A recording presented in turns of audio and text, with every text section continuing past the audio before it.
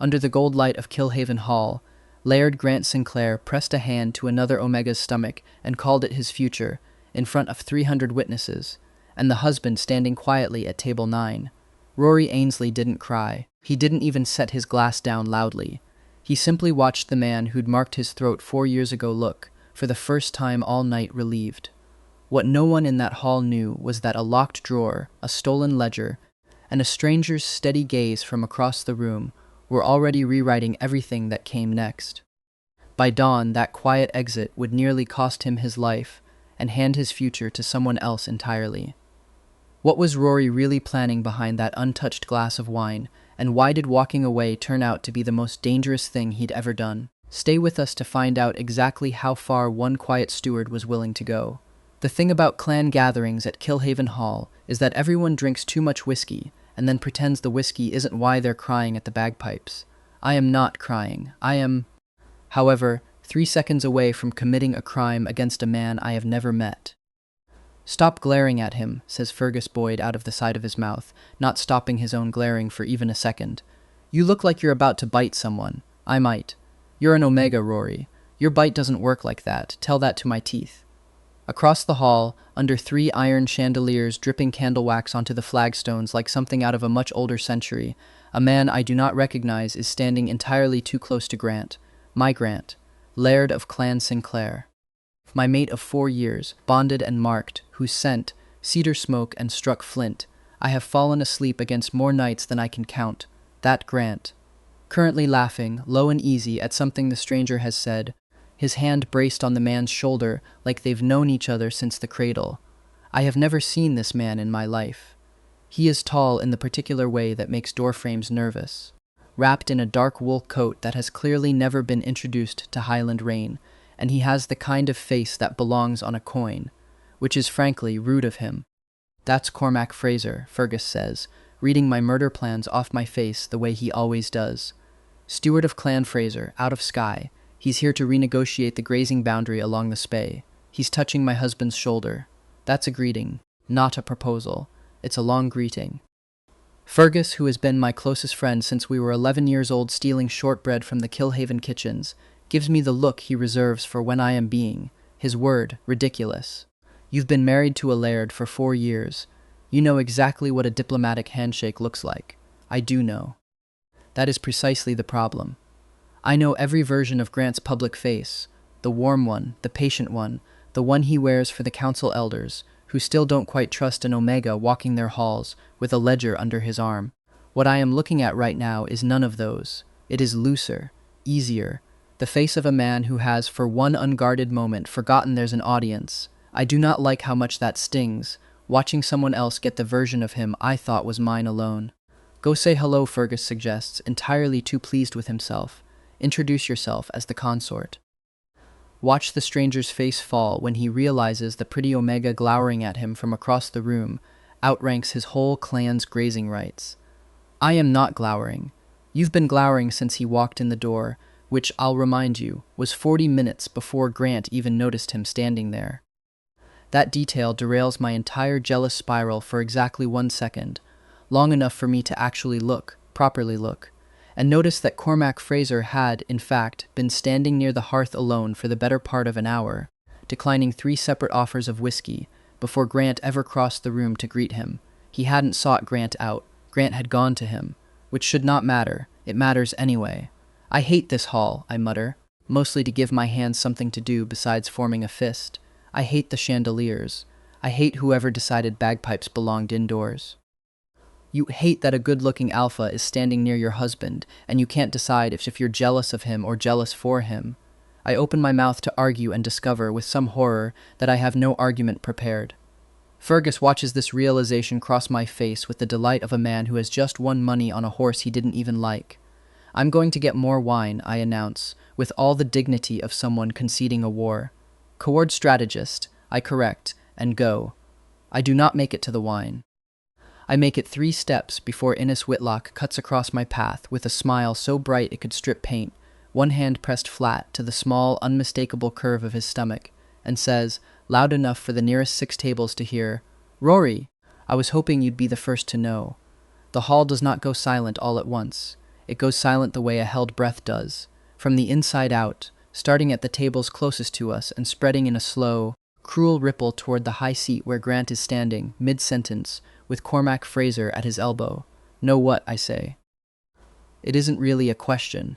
Some part of me, the part that has spent 4 months quietly documenting a courier who visits the East Wing at odd hours, the part that stopped sleeping properly back in November and told itself it was only stress, already knows. The Heir, Innes says, and presses both hands to his stomach like he's cradling something fragile and holy, tears arriving with the kind of promptness that makes me suspect rehearsal. Grant's Heir. I didn't want you to hear it secondhand. Somewhere behind me a glass shatters against stone.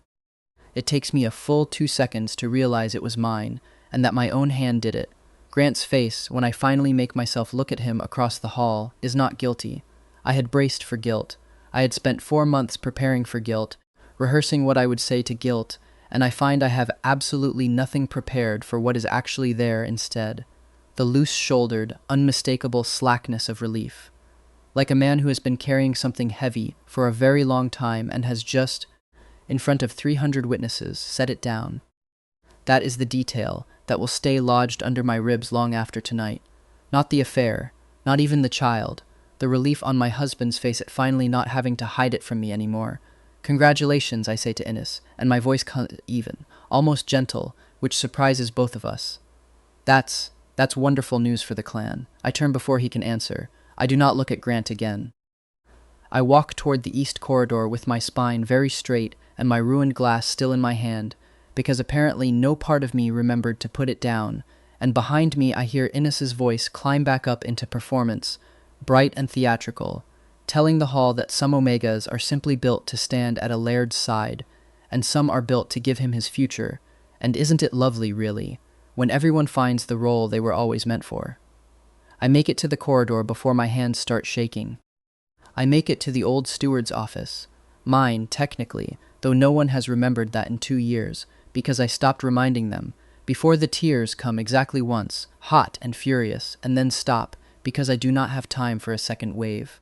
I have 4 months of careful, quiet preparation sitting in a locked drawer, and a bag already packed beneath the desk since this morning, when a courier delivered a sealed clinic letter to the wrong office. Mine, the one everyone forgot, 6 hours before Grant ever opened his mouth in that hall. I chose black for tonight before I knew the words. I like to think some part of me already understood. I am folding the letter back into my coat, hands finally steady, when the door opens without a knock, and I look up expecting Fergus. It is Cormac Fraser. You drop this, he says, and holds out my glass, the unbroken half of it, salvaged from the hall floor, whiskey long since spilled. Thought you might want the evidence before someone sweeps it up and pretends the evening went smoothly. I stare at him. Up close, the coin face theory holds up disappointingly well. So does the observation Fergus made about the grazing negotiations. There's a leather folder under his arm, water warped at the corner, the kind of detail that tells you a man walked here in the rain instead of taking the covered coach. Why are you in my office, I ask, which is not remotely the most pressing question available to me, but is the only one I can currently manage. Wasn't aware it was anyone's office. Door was open, hall was on fire in every way that doesn't involve actual flame, and I wanted somewhere that wasn't performing a wake for a marriage that clearly isn't over yet, whatever your husband's mistress seems to think. He's not. I stop. Start again. It's not your business. No. Cormac agrees easily, setting the glass down on the desk with a care that seems entirely unnecessary for a piece of broken crystal. It isn't. I'll go. He doesn't go. He stands there instead, 6.5 feet of inconvenient Fraser steward, looking at me with an expression I can't immediately categorize. Not pity, which I would have thrown the other half of the glass at, and not the polite blankness people usually deploy around scandal. Something closer to attention. Like I am a ledger he's trying to balance. You're the one who redesigned the water rights arbitration for the lower Spey settlements last spring, he says. Apropos of absolutely nothing. Yes, I read it twice. Thought it was Laird Sinclair's work until I asked around, and every steward in this hall got very quiet and looked at their shoes. He tilts his head. You built the entire compensation formula in there. The Laird can't do maths past his own rent ledger, with respect. You shouldn't say that about your host. You're not disagreeing. I am not disagreeing. That is, unfortunately, the exact moment I decide I do not hate Cormac Fraser nearly as much as tonight requires, which is deeply inconvenient given that I am holding a packed bag and planning to be 3 valas away by sunrise. I need the room, I say instead, because it's true, and because it is easier than examining why my pulse has done something strange and unhelpful in the last 90 seconds. Something shifts in his face, not surprise, exactly. Recognition. You're leaving tonight. I don't see how that's. It's not my business, he agrees, before I can finish the sentence.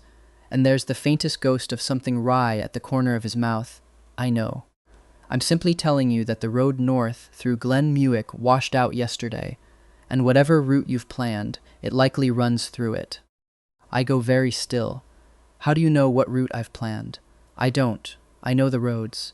I've ridden every pass between here and checking grazing boundaries for 3 years, and half of them are currently rubble because it's been raining since August. He shrugs, an oddly graceful motion for a man built like a doorframe. Take it as you like. I'm not offering to stop you. I'm offering not to let a washed-out bridge do it for you. I should say no. I have 4 months of careful planning that did not, admittedly, account for a Fraser steward walking into my office, holding my broken wine glass like it mattered, but I know how to adapt a plan, and trust a stranger with a beautiful jawline was never on the list of acceptable adaptations. I say yes anyway, because the alternative is Glen Muick's flooded switchbacks in the dark, with a driver who has never taken that road before, and because some quiet, traitorous part of my chest has already decided his scent. Pine resin and cold granite, nothing at all like cedar smoke, is not unpleasant to be near. We leave through the kitchen's service door 40 minutes later, my bag over one shoulder, the locked drawer's contents sewn into the lining of my coat where I spent 3 careful evenings last month, stitching a pocket no tailor would recognize.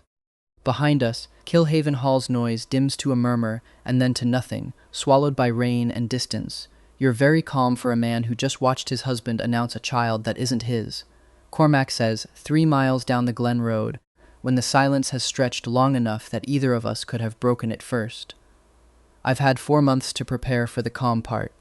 My voice doesn't shake, which feels like a small, private victory. The part where a Fraser steward offers to be my getaway route, I did not prepare for. To be fair, neither did I this morning. Why did you then? He's quiet long enough that I think he might not answer. When he does, it's without looking at me, eyes on the dark road, hands steady on the reins, because I watched a hall full of people decide, in real time, that the quietest person in the room must also be the least important one. I've seen that particular mistake made before. Didn't much like it the first time either. I don't ask what he means by before. Something in the set of his jaw tells me it's a door I haven't earned the right to open yet. We don't get the chance to find out that night, in any case, because that's when the first shot goes wide over our heads, and the horses scream, and everything after that stops being about heartbreak and starts, very suddenly, being about survival. There is a particular kind of silence that follows a gunshot in open country. Not true silence, because the horses are screaming, and Cormac is already hauling me sideways off the track into the tree line, but a silence underneath all of that, a held breath the whole glen seems to take at once. Down, he says, and I am already down, flat against wet bracken, with my heart going like a struck drum, my ruined dress soaking through at the knees. Who? Quiet! He's not looking at me. He's looking through the trees at the road, at 2 shapes moving along the ridge with the particular economy of men who have done this before. Not clansmen. Not Sinclair's either. His men wear the plaid pin. These don't. I know, with a cold certainty settling low in my stomach, exactly whose men they likely are. Malcolm Vane has been trying to buy the mineral rights beneath the lower Spey settlements for 2 years, and the compensation formula I built last spring, the one Cormac read twice, was the only thing standing between 700 families and a very quiet, very legal eviction. I have known for 4 months that someone would eventually decide the formula's author was more removable than the formula itself. I had simply hoped I'd have longer than 1 night to disappear before they acted on it. They're not after me, I whisper, though even as I say it I know it's only half true. They're after what I know. Then it's a good thing, Cormac says, low, already moving us deeper into the trees, with a hand at the small of my back that should feel presumptuous, and instead feels like the only steady thing left in the world, that you know it, and not a piece of paper they can find and burn. We run. I have not run anywhere in 4 years that wasn't a metaphor, and my body remembers how to do it faster than my mind expects. Feet finding the drainage channels between heather and stone the way I used to as a boy on Skye's own hills. Before Grant, before Kilhaven, before I learned to measure my worth in ledgers instead of legs. Bond pain fires up through my chest with every stride. My body's old, useless protest at putting distance between me and a mark that, as of tonight, means considerably less than it used to. I know its rhythm by now. I know where it peaks and where it settles. I keep running. We go to ground behind an old sheep fank, half-collapsed stone walls that don't offer much but offer something, and Cormac presses a hand flat against my collarbone, not touching skin, just holding me still against the wall, and listens with his head tipped, wolf-sharp, to the sound of boots on wet ground somewhere close. They've got him cornered near the old drove road, a voice says, close enough that I feel Cormac go rigid beside me. Another voice, further off, unbothered. I wouldn't go near the drove road tonight, if I were you. That voice does not belong to either of the men hunting us. It comes from somewhere in the dark beyond the fank, low and level, carrying the specific calm entirely unsurprised to be standing in the middle of an ambush. A moment later, there is a very brief, very efficient scuffle, 2 heavy sounds of bodies meeting the ground, and then silence. Cormac's hand doesn't leave my collarbone. His eyes, when I look up, have gone gold at the edges. Wolf close to the surface, waiting. Friend of yours? I breathe. Don't know yet, he murmurs back, and steps out from behind the wall to find out. The man who emerges from the tree line, wiping something dark off his knuckles with the unbothered air of someone tidying up after a minor inconvenience, turns out to be Torquil Munro, a lean, sharp-eyed beta who introduces himself with a slight bow and the immediate, deeply reassuring information that he is, in fact, a solicitor. Land rights mostly, he says, crouching to check the pulse of the man he's just knocked unconscious, apparently satisfied, and standing back up.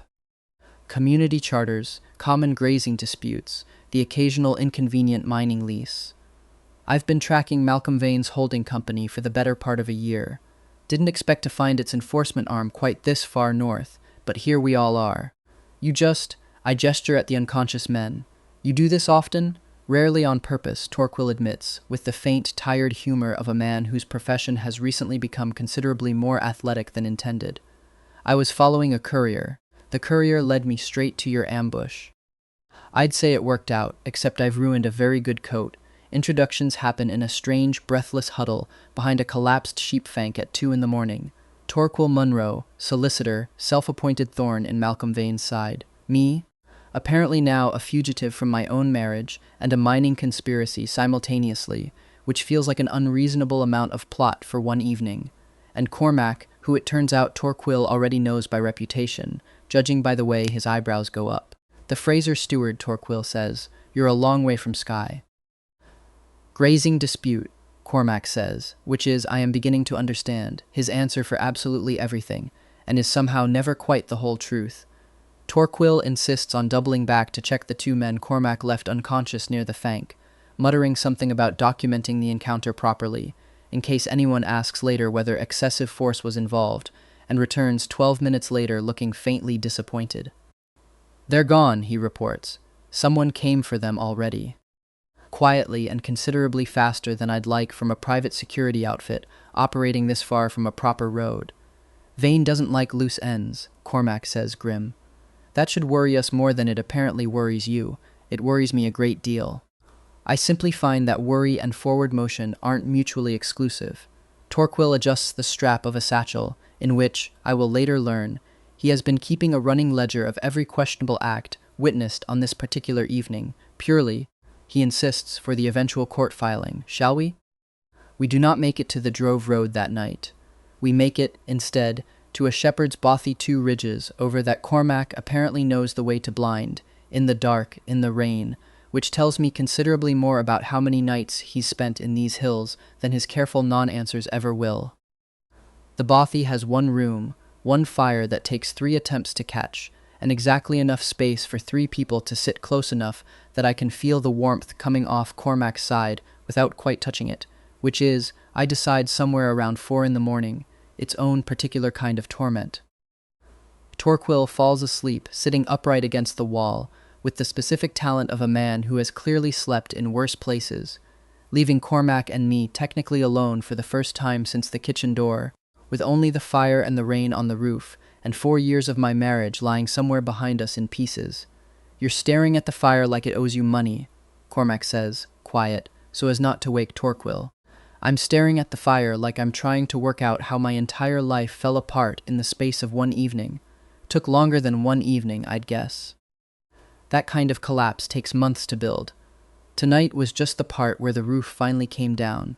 I look at him properly then, in the low orange light, and find him watching me with none of the polite distance he'd worn in the hall. Just quiet, steady attention, the kind that makes me feel absurdly more seen than I have in years of standing beside a laird who stopped looking at me properly sometime around the second year. You said, in the office, that you'd seen it before. Someone deciding the quiet person in the room doesn't matter. His jaw works once. My sister, he says, after a silence long enough that I think again he might simply not answer.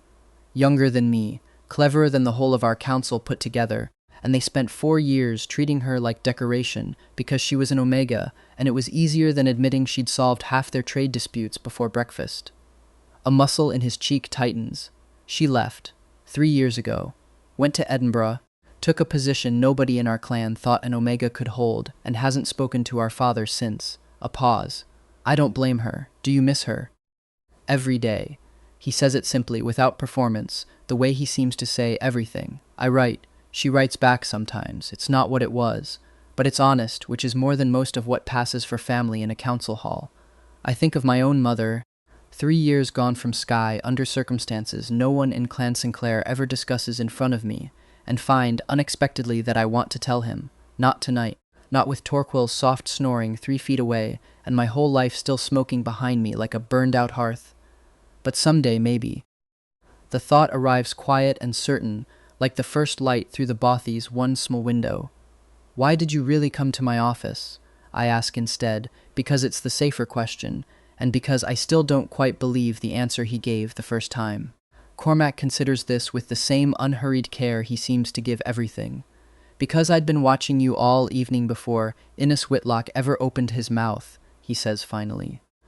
You were the only person in that hall who looked like they were actually doing something instead of performing at each other.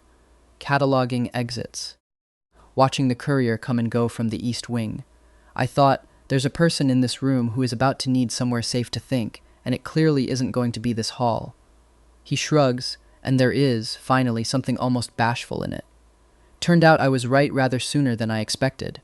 That's a very roundabout way of saying you noticed me. I notice a great many things. I don't often say so. His eyes, gold-edged even now, hold mine steady across the low fire. I'm saying so.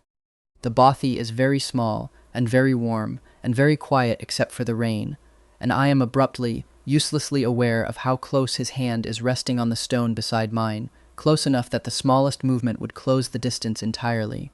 I do not make that movement, not tonight. There is a marriage still legally, messily unraveling behind me, and a mining conspiracy ahead of me, and I am not, whatever my traitorous pulse currently believes, a person who falls into anyone's arms on the same night his own come apart. But I do not move my hand away either, and neither, I notice, does he. We stay 3 days in the hills before the road's clear enough to travel properly, and somewhere in those 3 days, without either of us quite deciding to, Cormac and I fall into something that isn't courtship, exactly, but isn't nothing either. It's in small things. The way he starts handing me the first cup of tea off the fire without being asked, because he noticed, on the second morning, that I take it black and slightly too strong, and never say so out loud. The way I start correcting his terrible attempts at mending his own coat sleeve. Not because he asked, but because watching him fumble a needle with hands clearly built for sword work is its own quiet comedy. And somewhere in the laughing at him I end up doing it for him instead, our heads bent close over the fire. You're better at this than a steward has any right to be, he says, the third time I fix a seam he's mangled. My mother taught me. Before she left. The words come easier than I expect, maybe because it's dark, and maybe because Torquil's gone to check the horses, and maybe because Cormac has a way of listening that doesn't demand anything back. She was an Omega who married into money and hated every year of it. Left when I was 17. Everyone in the clan called her selfish for years. I spent a decade agreeing with them. And now? Now I've spent one evening finding out what it feels like when your own mate is relieved to be rid of you, I say quieter, and I understand a great deal more about why she ran than I ever wanted to. Cormac doesn't offer sympathy, which I am grateful for, because I have had quite enough performed sympathy this week to last several lifetimes. He simply nods, like I've told him something true and unremarkable, and hands me the needle back. She's in Aberdeen, I add, because it's easier to say now that I've started. Last I heard. I haven't written in 3 years because I didn't know what I'd say. Write when you're ready, he says. Not before. There's no schedule for that kind of thing. It is, I think, the single kindest thing anyone has said to me since the courier's letter arrived at the wrong office 2 mornings ago, and it is entirely unfair that it comes from a Fraser steward with a wool coat and a jawline I have spent 3 days trying very hard not to notice. On the second night, a fox screams somewhere out on the hillside, the particular, horrible sound that always makes newcomers to the Highlands think someone's being murdered. And I startle badly enough that I end up half in Cormac's lap before either of us quite registers how we got there, his arms coming up automatically to steady me, my hands flat against his chest, both of us frozen in the sudden, charged quiet that follows. Fox, he says, unnecessarily, his voice gone rough at the edges. I'm aware, I say, equally unnecessarily, not moving. You can, he clears his throat. You can move, if you'd like. I know I can. Neither of us moves. His heartbeat is going hard and fast beneath my palm, entirely at odds with his careful, level voice, and I find myself absurdly, giddily pleased that the unshakable Fraser steward is, apparently, no better at composure than I am right now. Rory, he says, low, and it's the first time he's used my given name instead of some careful, formal distance, and something in my chest turns over entirely at the sound of it in his voice. Don't, I say, though I don't move away when I say it, which rather undercuts the request. Not yet. I'm still, everything's still on fire, I know. His hand comes up slow enough that I could stop it a dozen times over and don't, to tuck a strand of hair back from my face.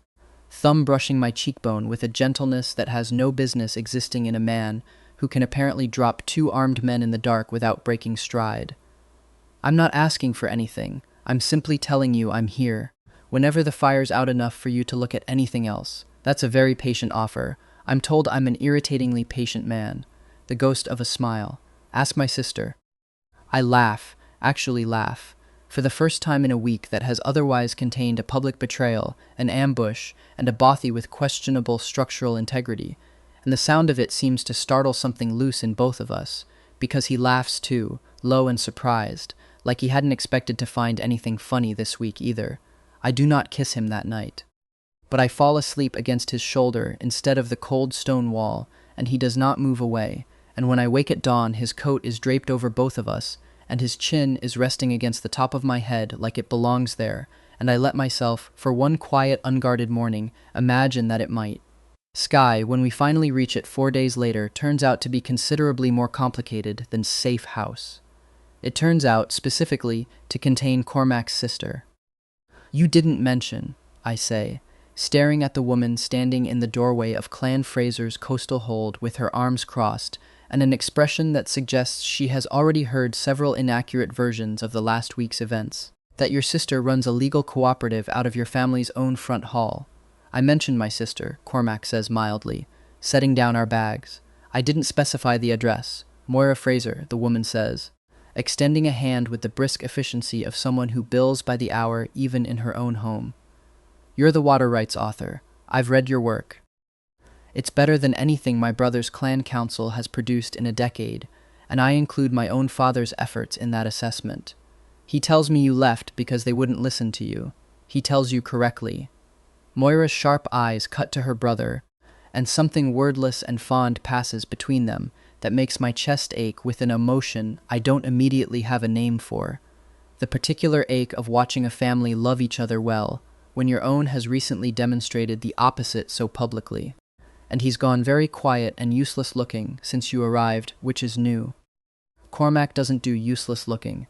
Usually he's dreadfully competent at everything. It's exhausting to be related to. I'm standing right here, Cormac says. I'm aware. I'm choosing to discuss you regardless. Moira turns back to me, entirely unbothered.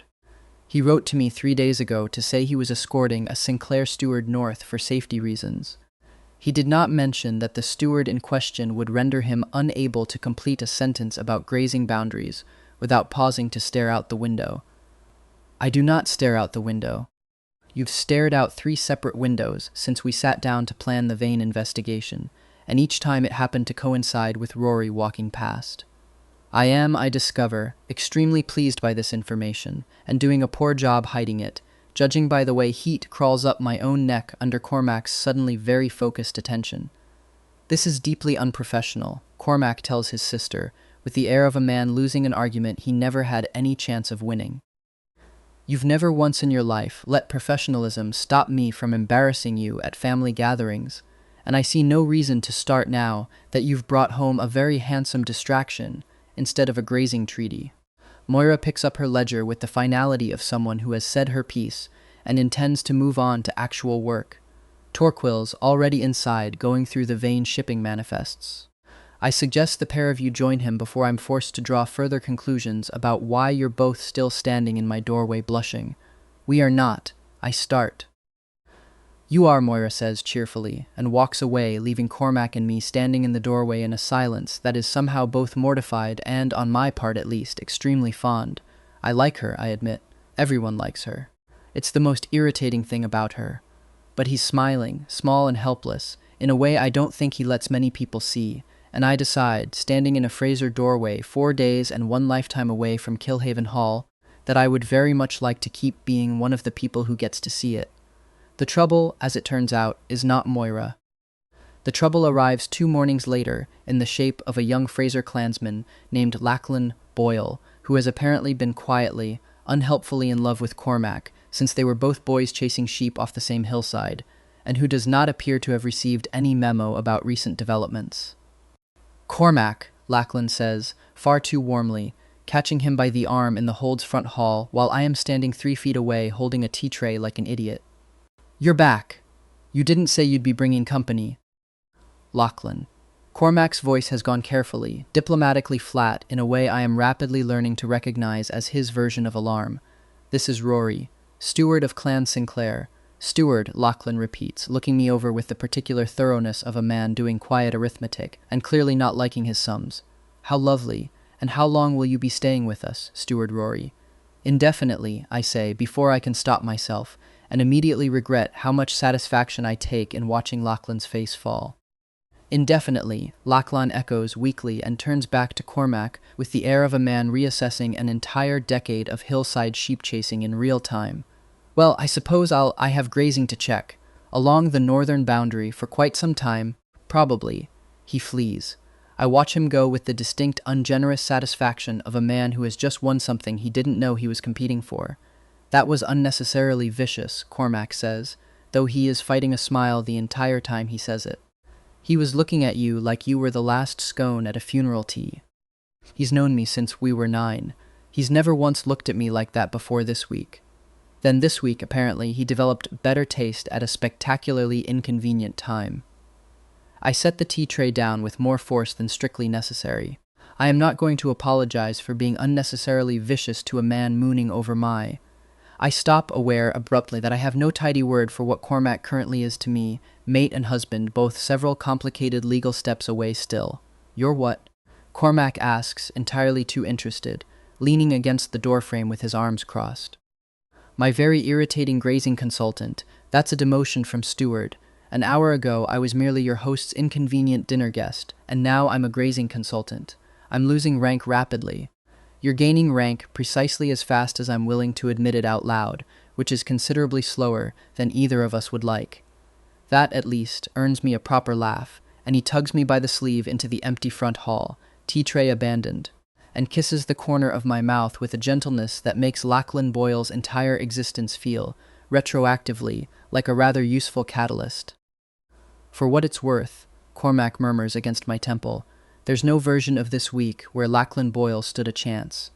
I've been entirely, embarrassingly preoccupied with someone else's ledgers since the moment I read them. That is, without question, the single most romantic thing anyone has ever said to me about accounting. I contain multitudes.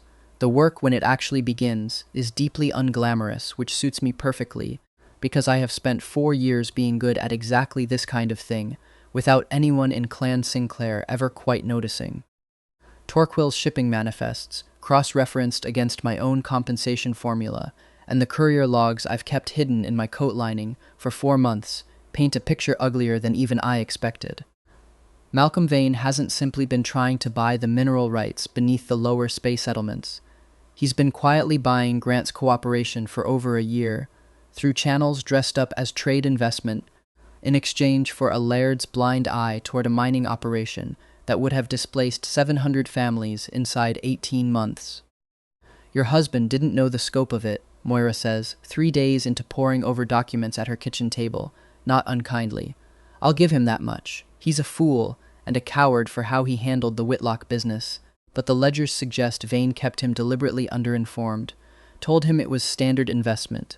Grant Sinclair signed papers he never fully read because reading ledgers was, apparently, always someone else's job. Mine, I say, quiet.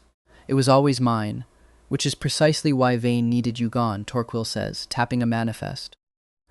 You're the only person in that clan who would have caught the discrepancy before the contract's finalized. The ambush wasn't random.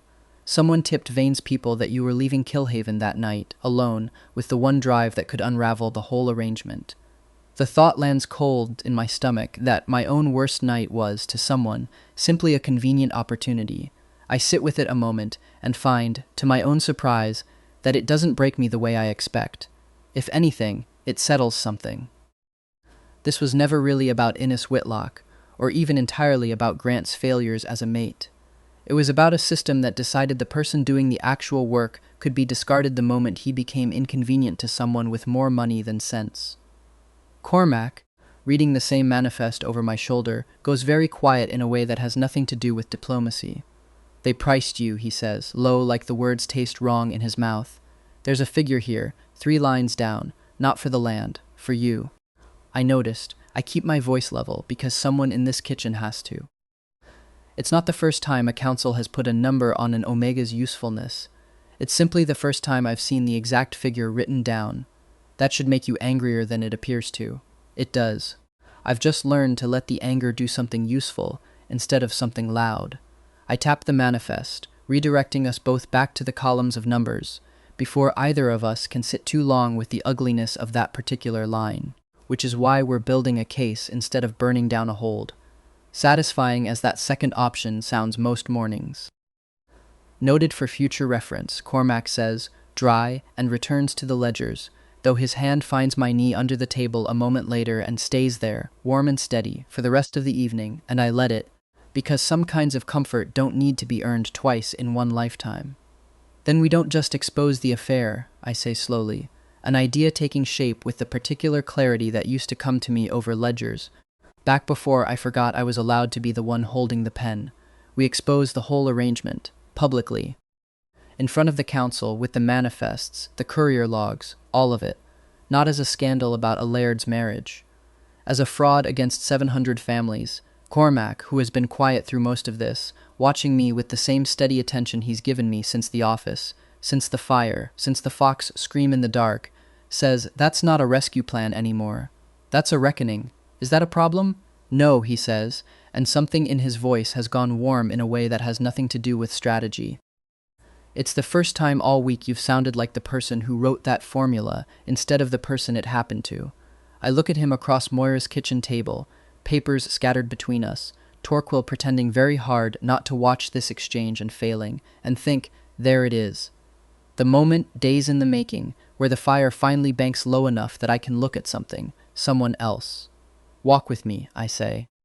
I need air, and apparently I need it in your company specifically, which is new information I'm choosing to share with you directly instead of letting your sister deduce it.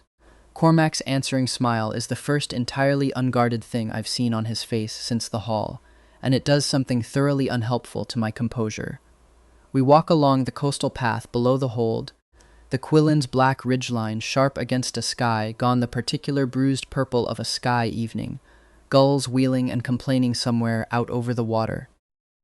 I have a question, I say, and I'd like an honest answer, not a diplomatic one. Those are usually the same answer with me. Why did you really keep watching me all evening, that first night, before the office, before any of this? He's quiet a moment, hands in his coat pockets, eyes on the water. Because you looked like a person holding an entire clan together with your bare hands while everyone around you congratulated themselves on how smoothly things were running, he says finally. And because, a pause, the first genuine hesitation I've seen from him all week, because I've spent 3 years watching my own sister get treated the way that Hall was treating you, and I swore, somewhat uselessly, that if I ever saw it happening again, I wouldn't just stand there being diplomatic about grazing boundaries while it did. That's a very noble reason. It stopped being only that reason somewhere around the second hour, he admits, and there, finally, is the honesty I asked for, bare and a little rough at the edges. I watched you set your glass down without a sound and walk out of a room full of people who'd just watched your marriage end in public, spine dead straight, not one tear, and I thought, I have never in my life wanted so badly to know a single other person's mind. The wind off the water is cold, and neither of us moves away from it, and when I close the distance between us this time, finally, after a bothy fire and a fox scream and 4 days of not quite touching, it is entirely my own doing, both hands fisting in the front of his coat, and he makes a low, startled sound against my mouth before his arms come around me properly, careful even now, like he still thinks I might change my mind. I do not change my mind. The kiss is slow and a little clumsy, and tastes faintly of the sea air and the whiskey Moira insisted on pouring before dinner, and it is, without any competition whatsoever, the single steadiest thing that has happened to me in 9 days. That, Cormac says, when we finally break apart, forehead resting against mine, was worth every diplomatic grazing dispute I've ever sat through. Don't get used to the romantic talk. I mostly do ledgers. I happen to find ledgers extremely attractive on you, he says, entirely straight-faced, and I laugh into his shoulder until the gulls startle at the sound of it. The Sinclair Council convenes 11 days after Kilhaven Hall, at Torquil's careful, deliberate insistence that we assemble every document before Vane has any warning we're coming. Grant looks when we walk in, Cormac at my left shoulder, Torquil and Moira behind us, a case of documents between us that took 11 days and considerably more courage than I knew I had, like a man watching his own funeral proceed without him. Rory, he says, and there's something in his voice I haven't heard in years. Not the relief from the hall, not performance, something closer to fear. Laird Sinclair, I say, formal, and watch him flinch at the distance in it. I'm here on behalf of the 700 families in the lower space settlements whose homes were quietly signed away in exchange for Malcolm Vane's continued discretion about your affair. The council hall does not go silent gradually this time. It goes silent all at once, entirely, the way a room does when it understands, in a single collective breath, that the evening is not going to proceed the way anyone expected. I lay the documents on the table, the manifests, the courier logs, the compensation formula. Vane's people tried to have me killed over on a washed-out Glen Road, and I do not raise my voice once, because I have learned, this past 11 days, that I have never needed to raise it to be heard by the people who actually matter. I'm not here to discuss my marriage, I say, when Grant tries, weakly, to redirect toward the personal. That ended the night you set it down in front of 300 witnesses and looked relieved about it. I'm here because you signed papers you never read, because reading them was always my job, and you decided I'd stopped mattering enough to keep doing it, and in the gap you left, Malcolm Vane nearly sold the homes of 700 people out from under them. Innes Whitlock, to his credit, does not try to defend Grant. He sits very still through the whole proceeding, one hand on his stomach, and says only, quietly, when the council finally turns to him, I didn't know about the mining arrangement. I want that on record. Whatever else I've done, I didn't know about that. I believe him, mostly. It doesn't undo the cruelty of that night in the hall. But it isn't the same crime as Grant's negligence, and the council, to its credit, treats it as the separate thing it is. One of the elder councilwomen, a sharp, silver-haired woman named Agnes Doyle, who has sat on that council since before I was born, leans forward and asks the question I've been waiting 11 days for someone official to ask. And if the steward hadn't survived the ambush on the Glen Road? If Mr. Fraser hadn't been standing in a kitchen doorway at the correct hour, purely by chance, what would this council be looking at instead? The hall is quiet enough that I hear Fergus, 3 rows back, stop breathing. You would be looking, I say, before Grant can answer for me, at 700 families discovering, likely by eviction notice, that their homes had been sold beneath them by a laird too incurious to read his own contracts. You would be looking at a dead steward whose only crime was doing his job competently enough to notice. I let that sit. I did survive. I would ask this council to spend less time being relieved about that, and more time asking why competence was ever treated as a liability in this hall to begin with. Agnes Doyle holds my gaze a long moment, then nods once, slow, and writes something in the ledger in front of her that I do not get to see, but that I suspect, from the set of her mouth, is not kind to Grant. Malcolm Vane is arrested before the council session ends, his own courier, the one I'd been tracking for 4 months, turning on him the moment federal investigators arrive with the manifests in hand. Grant loses his seat as sole signatory on all clan land transactions within the week, the council installing a joint oversight board in its place, with myself at their insistence, as its first head, a position with actual authority attached to the work I've been doing invisibly for years. At my own request, the council also formally vacates the bond mark from the public record that same night, a short, unglamorous ceremony conducted by the clan physician that leaves my throat aching for exactly 1 evening, and then, for the first time in 4 years, quiet. I don't deserve your forgiveness, Grant says to me, once quietly, after the council disperses. I know that. No, I agree. You don't. I'm not offering it tonight. Maybe not ever. But I'm not interested in spending what's left of my life waiting for you to earn something I've stopped needing from you. I look at him, this man I loved for 4 years, and find to my own quiet relief that the anger has burned down to something almost peaceful. Take care of your son. Do better by him than you did by the ledgers. I turn and walk out of the council hall, and Cormac is waiting exactly where he said he'd be, and I do not look back. The Oversight Board's first year is, unglamorously, mostly paperwork, which suits me because I have never once minded paperwork, only minded being invisible while I did it. The compensation program for the lower Spey families processes its first claims in spring, and I am there personally when the first family, 3 generations, from a grandmother who remembers when the settlements were first drawn to a boy of 6 who has only ever known them as home, receives formal, legal confirmation that their land is theirs, permanently, protected now by a charter with teeth instead of a laird's private discretion. Malcolm Vane receives a sentence long enough that the newspapers stop asking me for comment about it within a month. Grant, stripped of sole signing authority but not his title, spends his year rebuilding a clan's trust one transparent ledger at a time, which is, I think, precisely the kind of penance that suits him, slow, unglamorous, entirely earned. Kilhaven Hall's old steward's wing, mine, technically, though no one remembered that for 2 years, reopens in the spring as a public resource office, staffed by Torquil 3 days a week and on the others, by a rotating pair of clerks trained under the new compensation framework. The first person through its door on opening morning is a young Omega from one of the lower Spey settlements, 17 years old, holding a grazing lease his family can't make sense of, and asking, quietly, whether anyone here actually reads the fine print before signing it. I tell him, truthfully, that I built the office specifically because someone once didn't, and that yes, someone here will read every line with him for as long as it takes.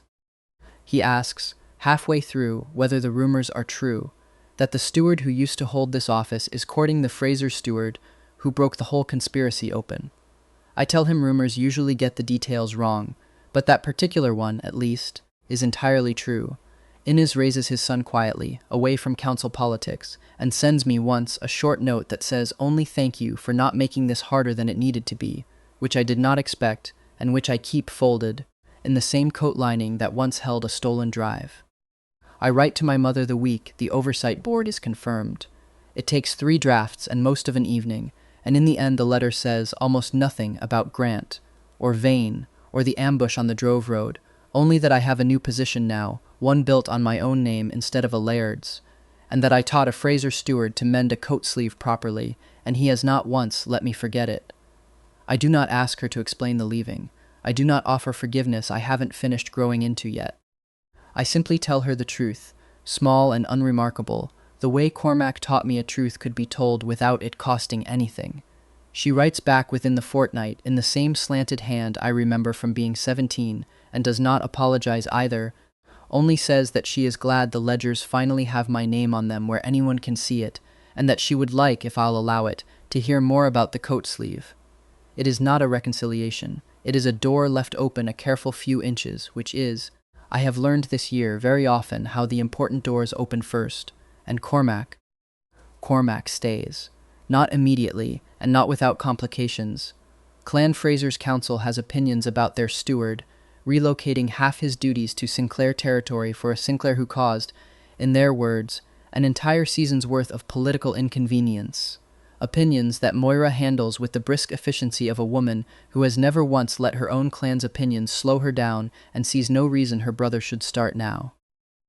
"You could have picked someone simpler," Cormac says to me once, half-lawing, watching me argue a fishing rights clause into submission with two very stubborn council elders on a wet Tuesday afternoon. "I did try dating someone simpler once," I tell him. "He turned out to have a secret pregnancy and a mining conspiracy attached. I've decided complicated is safer. That is a deeply concerning standard for a relationship. You're the one who followed a jealous Omega across 3 flooded glens because you couldn't stop staring at him in a council hall.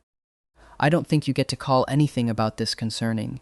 He doesn't argue that. He just laughs. Properly, the sound I first heard on the Sky Coastal Path and have spent a year now trying to earn as often as possible, and kisses the top of my head in front of 2 entirely scandalized council elders, which becomes, within a week, the single most discussed piece of gossip in 3 clan territories. It happens in the end, on the coastal path below the Fraser hold, almost exactly 1 year after the night I walked out of Kilhaven Hall in black, because Cormac Fraser is, it turns out, a deeply sentimental man beneath all that careful competence, and because Fergus Boyd cannot, under any circumstances, keep a secret. He's got a ring, Fergus tells me, 3 days before the actual event, with all the subtlety of a foghorn. Moira showed me. It's got a little wolf engraved on the... Fergus. I wasn't supposed to say wolf, was I? You were not supposed to say anything. In my defense, you looked so sad about missing whatever Cormac's been whispering to Torquil for a week, I panicked. So it is that I already know, 3 days in advance, exactly what Cormac has planned for the coastal path, and I spend 3 days pretending, with what I consider heroic dedication, not to know anything at all, right up until the moment he actually gets down on one knee on the exact stretch of path where I first kissed him, gulls wheeling overhead in what I choose to interpret as approval, and I burst into entirely undignified laughter before he's even finished the first sentence.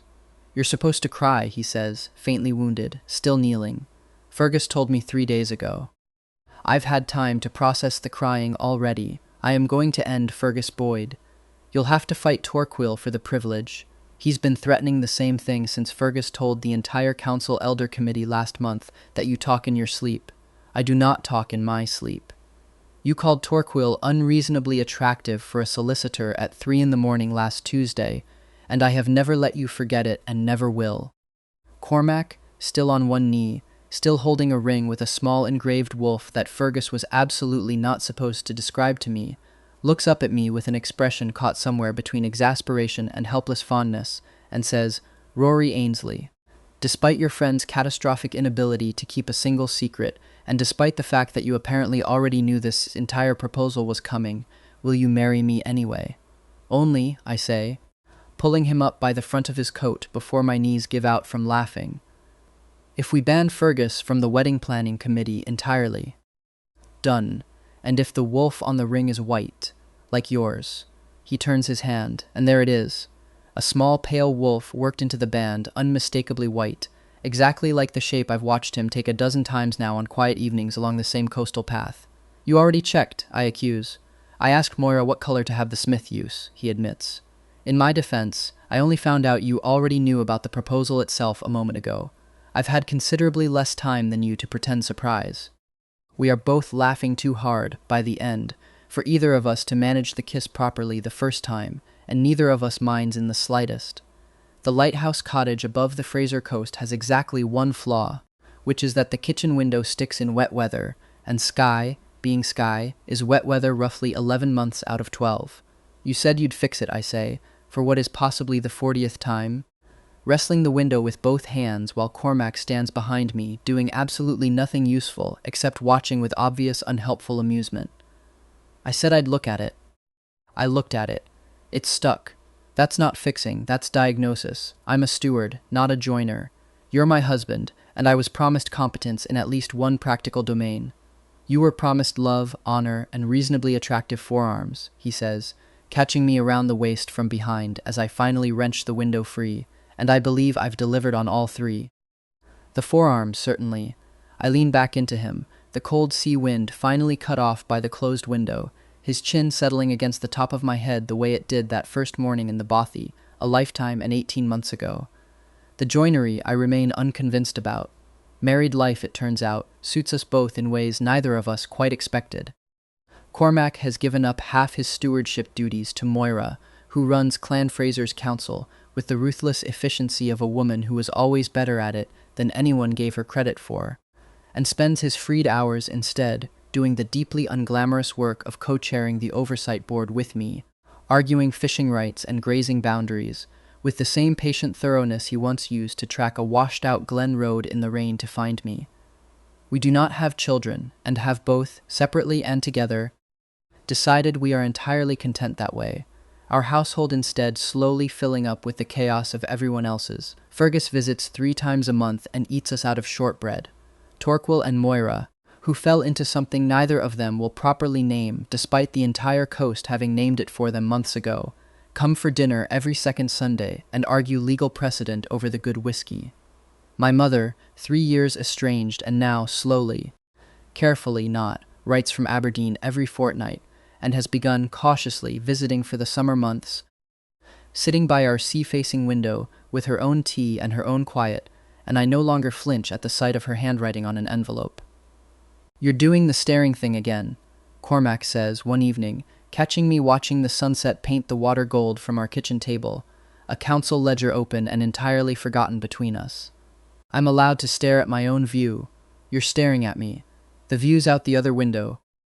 I'm aware of that, I say, and don't look away, because I have learned this past year and a half that there is no longer any reason to hide the fact that I am, quite thoroughly, still charmed by the ridiculous patient, White Wolf steward, who once told me he'd rather stand between me and a washed-out bridge than let it stop me himself.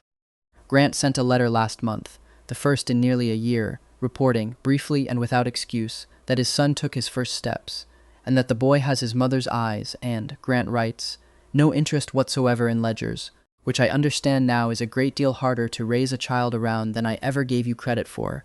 I read it once, folded it, and did not feel the old ache I expected to. Only a distant, settled kind of peace, the particular relief of a door finally, fully closed, with nothing bitter left rattling behind it.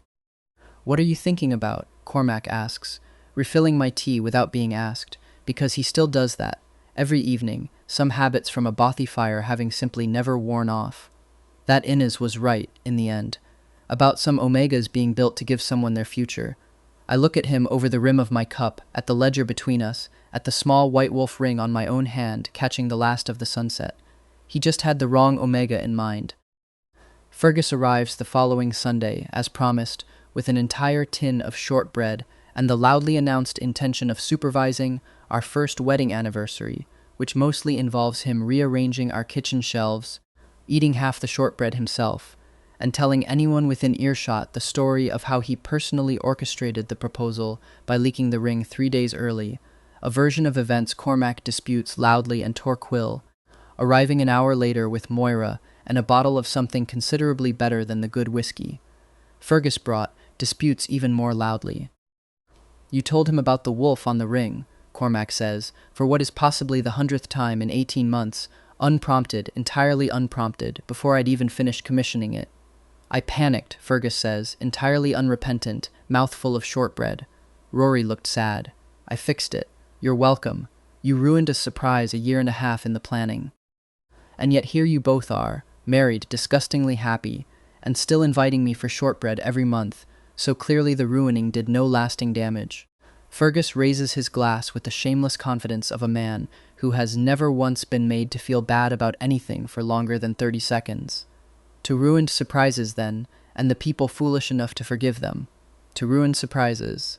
Moira echoes, entirely too delighted, clinking her glass against his, and Torquil, resigned, clinks his own against them both rather than argue a losing case twice in one evening.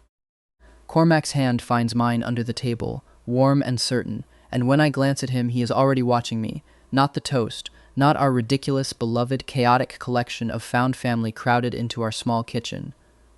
Just me, the way he has for 18 months now, like I am still the most interesting ledger he has ever had the privilege of reading. Happy, he asks quietly, under the noise. Thoroughly, I tell him, and mean it in every way the word has ever held. Cormac's answering smile is the same one I first saw on the sky coastal path, unguarded and entirely mine, and outside our window the highland dusk settles slow and gold over water that has never once, in 18 months, managed to make either of us want to be anywhere else. If Rory's story hit somewhere personal, tell us in the comments. We'd genuinely love to know which part made you feel something. Like this video and subscribe with notifications on so the next story lands in front of you the moment it's ready. Thank you for spending this time with us. It means more than you know.